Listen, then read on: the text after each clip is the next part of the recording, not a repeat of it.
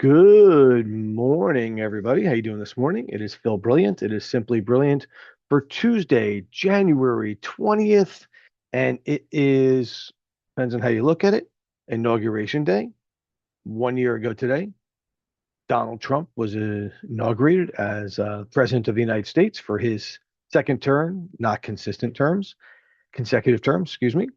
And today, Mikie Sherrill will be sworn in as only the second female governor of the state of New Jersey. Um, and she'll be doing that actually in Newark, which I can't remember. I just listened the first time in a long time. It's outside of Trenton. And Dale Caldwell, Dr. Dale Caldwell, will be sworn in as the lieutenant governor. And that will make the fourth lieutenant governor New Jersey's ever had. And, our condolences do go out to the Cody family on the passing of our former governor, who became governor because we didn't have a lieutenant governor back then, Dick Cody. And he was state senator. He was the Senate president. And because of the way our Constitution was in New Jersey before it changed, we didn't have lieutenant governor. And so he became governor actually a couple times, actually more than a couple times, because every time the governor at that time had left, and of course I'm drawing a blank as to names, had left New Jersey, interim governor, he kind of stepped into that role. Our condolences to his families as he passed last week, and I think like I want to say like 50 years public service to the state of New Jersey. So an amazing man, met him on a few occasions, really kind, really, a driving force behind concerns over mental health and special needs, and really did a lot for people in New Jersey who needed help. And, that will continue on. But today, Mikie Sherrill will step in and will become the governor of New Jersey. And I put some stuff on social media. I'm excited. A good friend of mine, Ed Potasnik, who is the executive director of the New Jersey League of Conservation Voters for 14 years, will be taking over the realm of the New Jersey Department of Environmental Protection. So I'll get to, give him a lot of noogies over the next, 4 years, as long as he decides to stay. A really kind and nice man, a former chemistry teacher, a Rutgers graduate. He's been in the world of politics for a while, bounced around. My hometown councilman, Franklin Township in Somerset County. And I'm the treasurer of New Jersey LCV, which he was the executive director. And so no, he will have an interesting approach. He is not an attorney. He is not a lifelong politician. He's not coming from Goldman Sachs or some financial firm. Um, he's a guy who believes strongly in the protection of natural resources and the environment and alternative, energy sources. And, we'll see. It'll be very interesting to see the dynamic. And I think that pick really tells that Mikie Sherrill is kind of thinking a little bit out of the box relative to her picks. Though some of them are the same old, same old. She kind of put the same names through, including Jackie Suarez, who is the commissioner of Department of Community Affairs currently and will be under Mikie Sherrill. And we'll see how all that plays out. But today, the inauguration, I saw a lot of people who are heading to the inauguration, as well as people who will be heading to the galas and balls and parties. And, tomorrow, Mikie Sherrill rolls her sleeves up and needs to get to work. New Jersey's got a lot of problems and that need to be fixed. And we need somebody who takes it serious to get it fixed. And, you know, was not a supporter, but I'm a person who she's the governor, she's my governor, and we have to hope that she leads with integrity, accountability, and transparency, and does what's right for the people of Tom's River. Whoops, of the entire state of New Jersey. Also, hope she does the right things for Tom's River. Speaking of Tom's River, so I will tell you that last night, and it probably was, I was watching the Indiana Miami national championship game, which was a phenomenal game. One of the best games I remember in a long time. And, my trivia question out on social media was, who was the last team to beat Indiana and Miami in the same season of college football? Think about that for a second. And when did it happen? But so I was watching last night. Great game. This kid Mendoza really proved that he was a Heisman Trophy winner. He really proved he could carry his team and literally carried the defense on his back and a 4-yard dive into the end zone um, for the victory. I mean, it was just a phenomenal fourth down play that he turned into a touchdown. Uh, the coaching story, the coaching staff is an amazing story. You should read about it. The Indiana coaching staff made their way from Indiana University of Pennsylvania to the national championship in a very short period of time. I talked a little about last week that the assistant coaches were making $6,000 a year at IUP, and they were on food stamps. They were on welfare, but they stuck it through, and now they have $1 million contracts and are the national champions of college football. Amazing story. But I got contacted from an attorney last night and said, you know what? I think you need to reconsider and take a look of New Jersey law and get an opinion. And so I did. And the opinion came back that New Jersey law changed it looks like it changed in 2024. And the citation of 19:11-1 basically says day for filing documents or performing official duties falling on Sunday or legal holidays. Should the day for filing any petition, da, da, da, da, fall upon the first day of the week, commonly known as Sunday. So for all you people who think the week starts on Monday, it's really Sunday, or a legal holiday, such filings or performance of duties shall be effected upon the next following business day. Okay. So what does that mean? It means that the petition to recall Daniel Roderick is due Sunday, January 25th. We had gotten an original opinion that means we have to get it in by Friday, January 23rd. But no, state law says we have until Monday, January 26th at 4 o'clock. I am going to shoot a letter off to confirm that today to the township clerk. But this is state law, and that's what we're going to follow. So we just bought ourselves a weekend. We are going to come out with additional signing locations, but I will once again remind you every day at my office at Brilliant Environmental Services, 163 Route 37 West, on the second floor of Community Pharmacy and Mobility. Come in the side entrance. We're on the second floor. At the office of Terrence Turnback on the corner of Hooper and Water Street. At Farrow's Teas over on Fisher Boulevard. Every day you can walk in there and sign, and you'll be watched when you're signed, and we certified those by notary, so we're doing the right thing.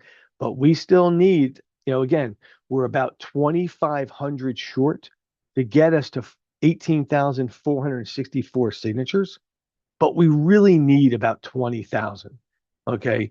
Because we know there's going to be some signatures that would be thrown out by the township clerk, and that will be his prerogative. And if we have to challenge it at the end of the day based upon what we believe the number to be, because we're verifying, we'll do that. But we'll get to that point.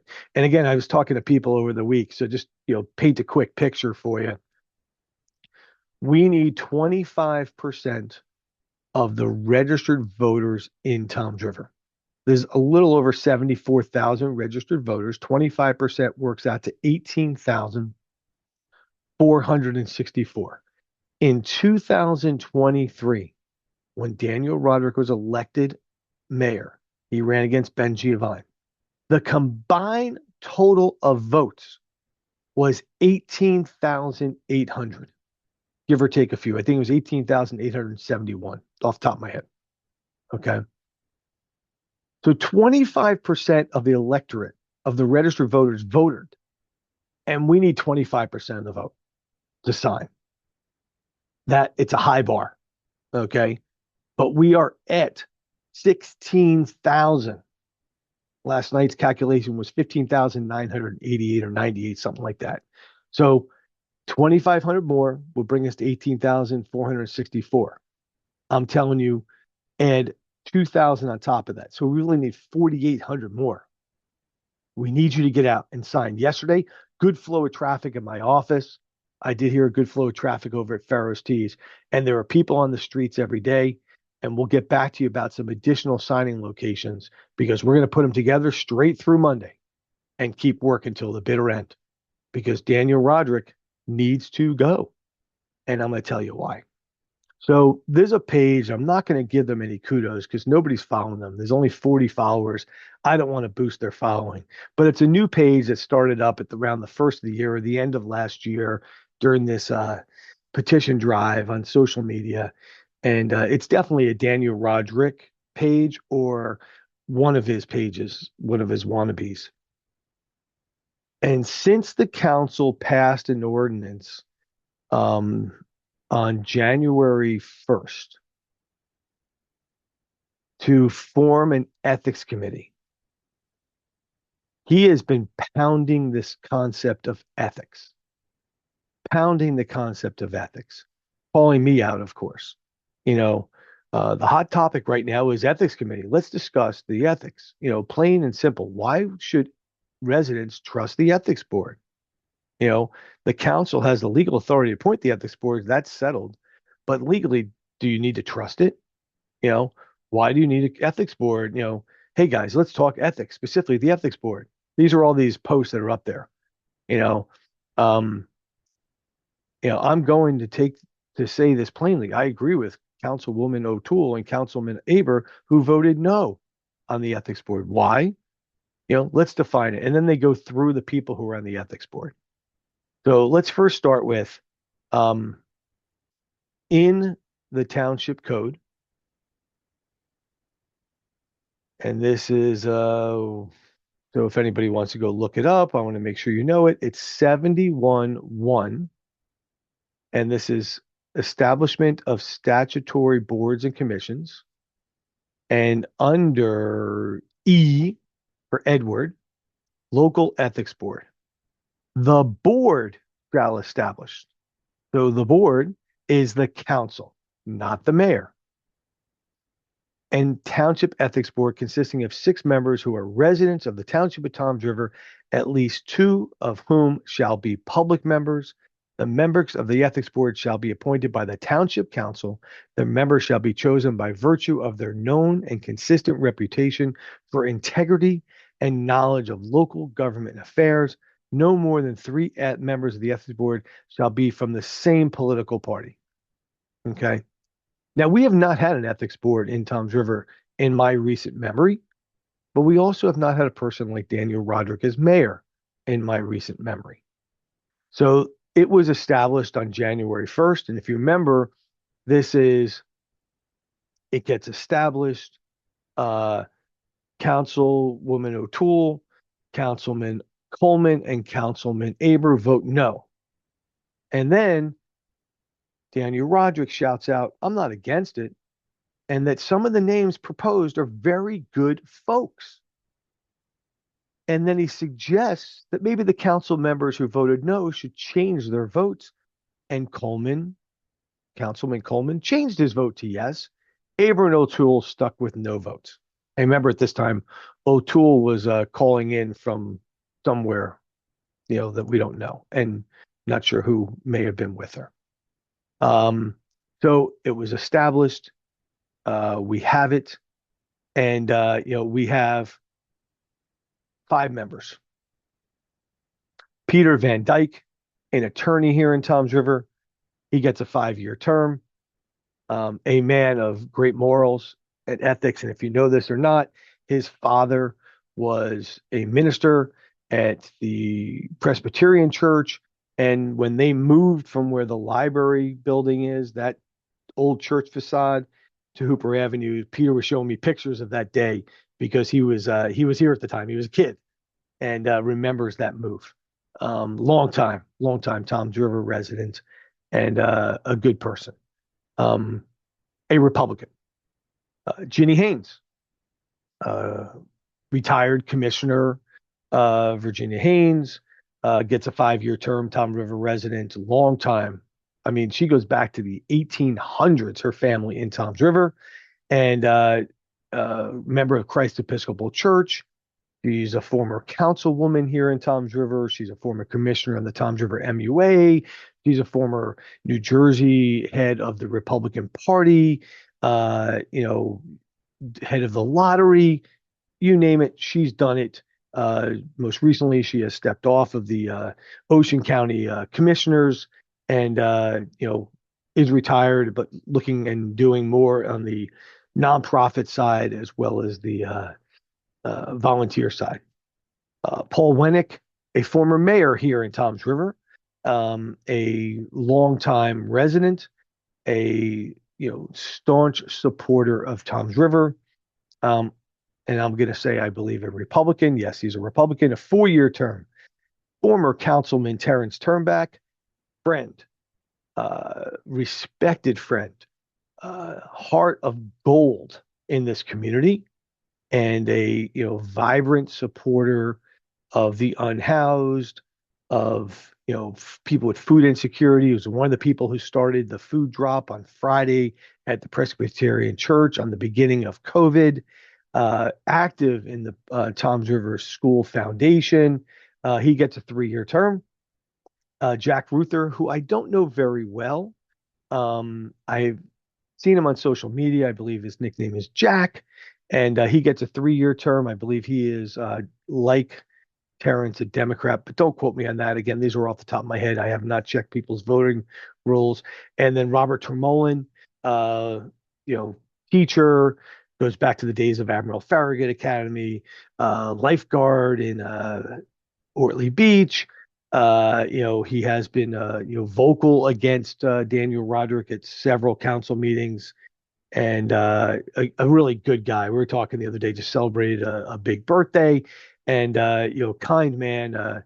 If I had a chance to choose my father, I would choose him because he is definitely somebody I do look up to, and he gets a 3-year term.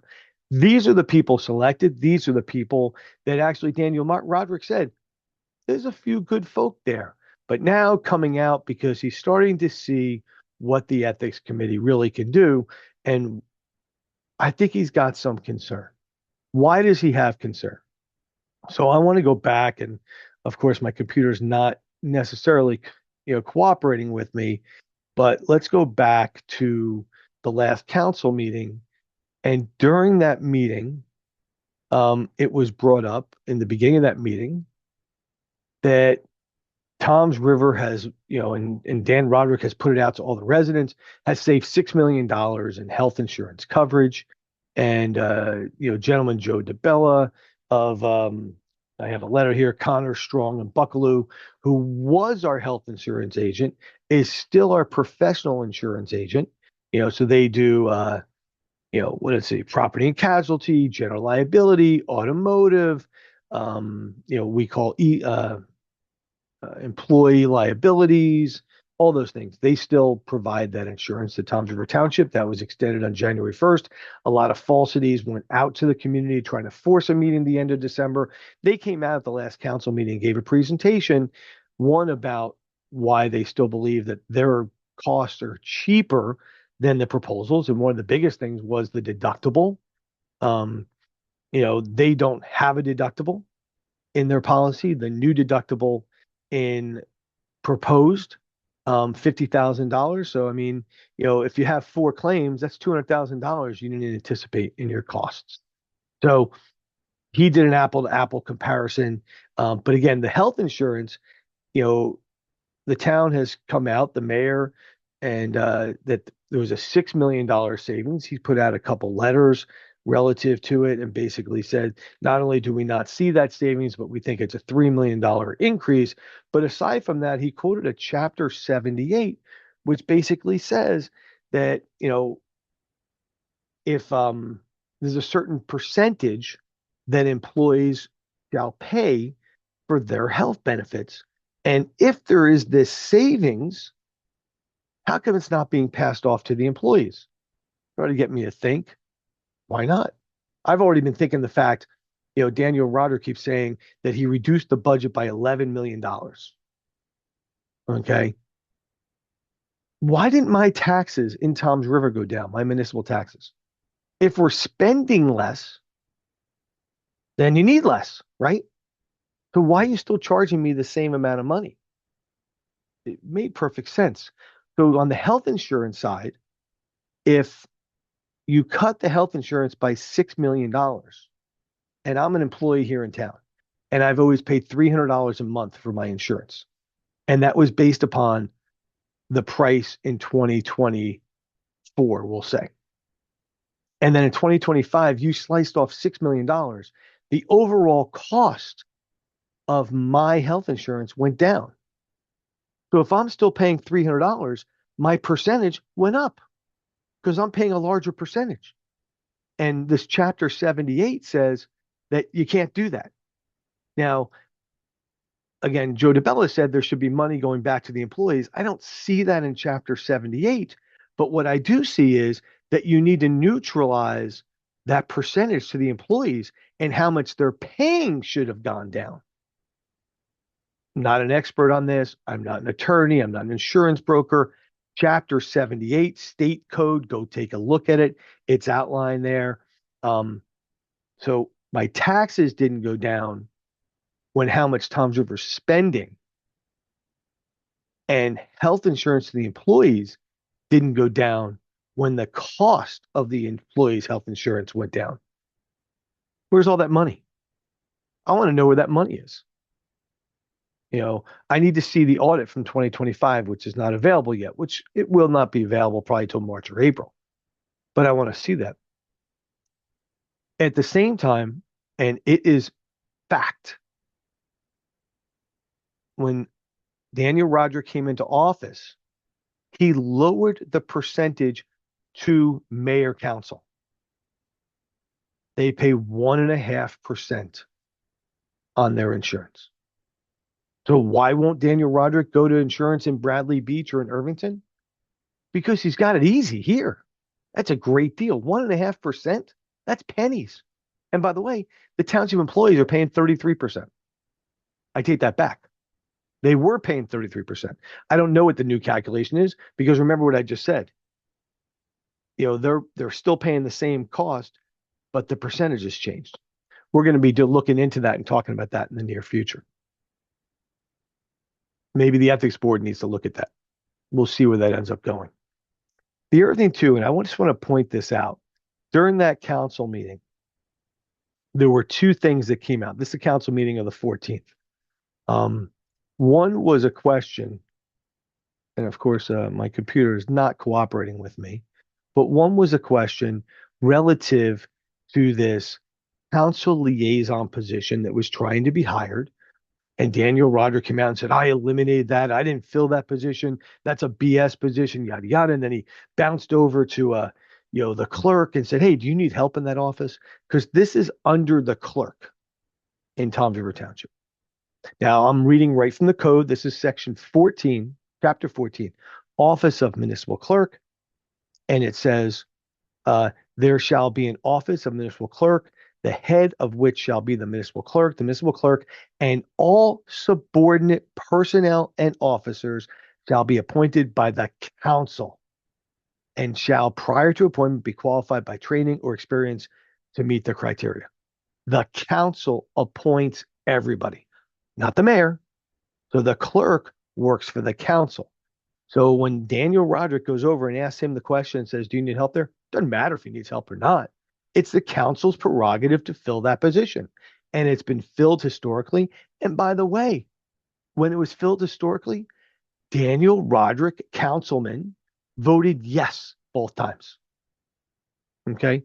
He voted yes to fill that position. The council liaison records manager is 14-10. It's existing in the Toms River Code, and that is what the council filled the position. Now, Daniel Roderick then goes back and says, I don't freaking care. I'm not going to onboard them. I'm not going to put them through payroll. I'm not going to give them a computer.